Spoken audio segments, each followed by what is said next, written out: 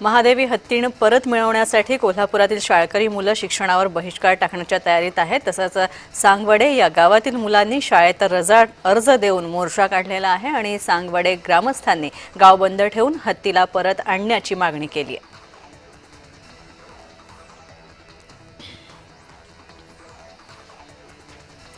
नांदेडी मठातील माधुरी हत्तीणीला परत आणण्यासाठी केंद्रीय वनमंत्री आणि राष्ट्रपतींना भेटून फेरविचार करण्यासंदर्भात मागणी करणार असल्याची माहिती आमदार सुधीर गाडगीळ यांनी दिलेली आहे आणि यासाठी आमदार सुधीर गाडगीळ आणि सुरेश खाडे हे सोमवारी दिल्लीला जाणार आहेत।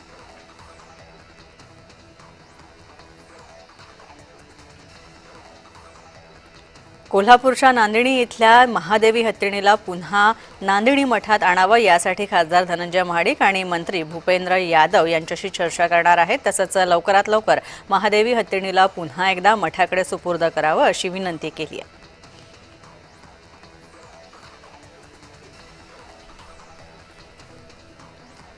हिंजवडी आयटी पार्क आणि चाकण तळेगाव म्हाळुंगे औद्योगिक क्षेत्रामध्ये वाहतूक कोंडीचा प्रश्न पीएमआरडीएकडे आता सिग्नल पॉइंट कोऑर्डिनेट नेटवर्कची जबाबदारी देण्यात आलेली आहे आणि त्यामुळे आता पुणे विभागीय आयुक्त डॉक्टर चंद्रकांत पुडकुंटवार यांनी ही माहिती दिली आहे।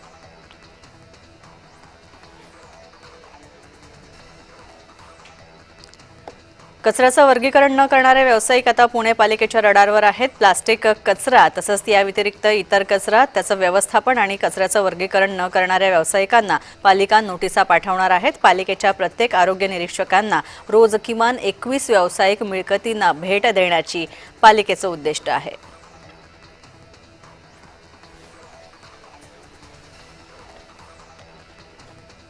नागपूर सिव्हिल लाईन परिसरामध्ये दगड कोसळला आणि रस्त्यावर उभ्या असलेल्या वाहनाचं यामुळे मोठं नुकसान झालेलं आहे। प्रेस क्लबच्या बाजूला असलेल्या बहुमजली इमारतीचं बांधकाम सुरू होतं। यावेळी अचानक मोठे दगड खाली कोसळले। हे दगड कोणाच्या अंगावर पडले नाहीत आणि त्यामुळे जीवितहानी झाली नाहीये।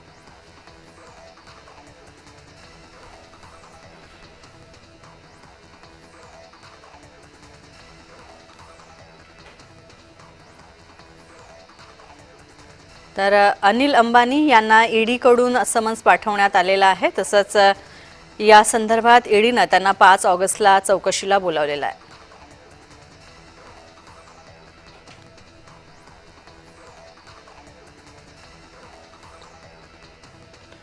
उद्योगपती अनिल अंबानी यांना ईडीनं समन्स बजावलेलं आहे। तसंच 5 ऑगस्टला त्यांनी चौकशीसाठी हजर राहावं असं सुद्धा यात नमूद करण्यात आलं आहे।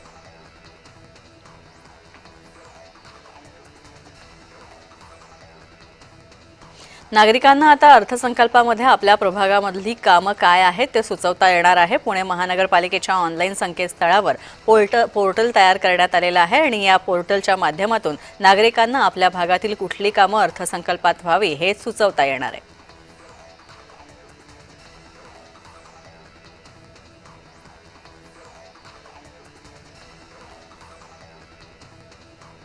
नागपूर कवी कुलगुरू कालिदास सांस्कृतिक विश्वविद्यालयाच्या इमारतीचं लोकार्पण मोहन भागवत यांच्या हस्ते पार पडलेलं आहे। तसंच यावेळी संस्कृत भाषेच्या संवर्धन आणि संशोधनासंदर्भात मुख्यमंत्री देवेंद्र फडणवीस यांनी विशेष विचार व्यक्त केले।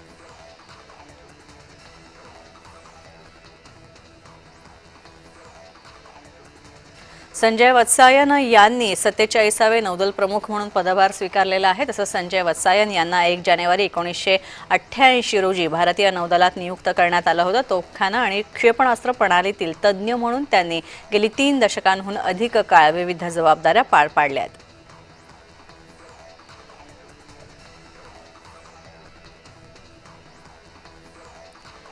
सिने अभिनेता शाहरुख खान याला जवानमधल्या अभिनयासाठी उत्कृष्ट अभिनेत्याचा प्रतिष्ठित असा राष्ट्रीय पुरस्कार जाहीर झालेला आहे। तर 33 वर्षांच्या कारकिर्दीमध्ये पहिला राष्ट्रीय पुरस्कार जिंकत शाहरुख खाननं आमिर आणि सलमानला मागे टाकलंय।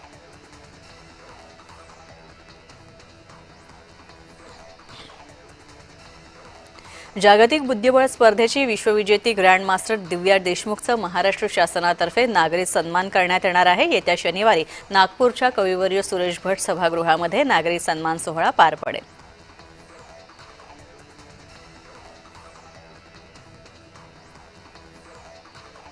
पनवेल तालुक्यातील सिद्धार्थ दास यानं स्किपिंग क्रीडा प्रकारामध्ये 3 विश्वविक्रम प्रस्थापित केलेत आणि इतिहास रचलेला आहे। दोरी उडी क्रीडा प्रकारामध्ये जॅपनीज खेळाडूंचा रेकॉर्ड मोडत सिद्धार्थनं गिनीज बुक ऑफ वर्ल्ड रेकॉर्डमध्ये नाव नोंदवलंय।